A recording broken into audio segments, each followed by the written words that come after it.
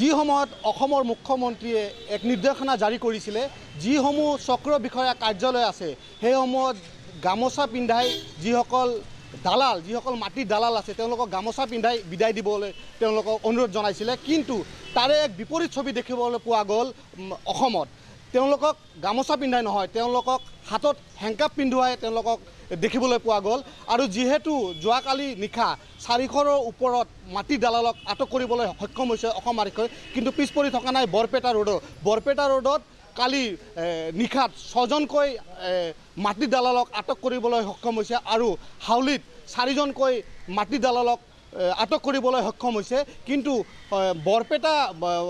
বৰপেটা জিলাত যেনে হাউলি, হৰবক বা বৰপেটা ৰোড, কলগাছিয়া এনেকুৱা বহুতজনৰ আটক কৰিবলৈ সক্ষম হৈছে। কিন্তু এতিয়াও আৰু আটক কৰিবলৈ বাকী আছে একাংশ মাটিৰ দালালক। কিন্তু এটা উল্লেখনীয় কথা ক'ব লাগিব যে কিছুসংখ্যক লোক ইয়াতে যিসকল মাটিৰ দালালৰ লগত জড়িত হৈ আছে, একাংশ কিন্তু মন্ত্ৰী বা আমলাৰ বিষয়াৰ ঘনিষ্ঠ থকা বুলি একাংশ লোককো কিন্তু এতিয়া আটক কৰাৰ এক পৰিকল্পনা চলি আছে। কিন্তু ইতিমধ্যে 37জনকৈ বৰপেটা জিলাত 37জনকৈ লোকক ইতিমধ্যে আটক কৰা হৈছে বৰপেটাত, আৰু তাৰে 6জনকৈ লোকক আটক কৰা হৈছে এই বৰপেটা ৰোডত। আৰু বৰপেটা ৰোডৰ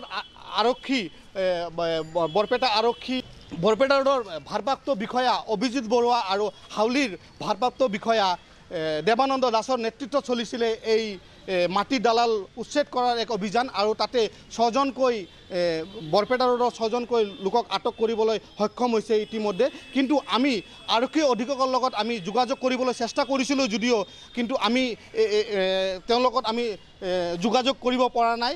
আৰু যিহেতু আজি আকৌ নিশাৰ ভাগত বা দিনৰ ভাগত আৰু এক অভিযান চলিবলৈ বাকী আছে, আৰু বহুত মাটিৰ দালাল ইতিমধ্যে আটক কৰিবলৈ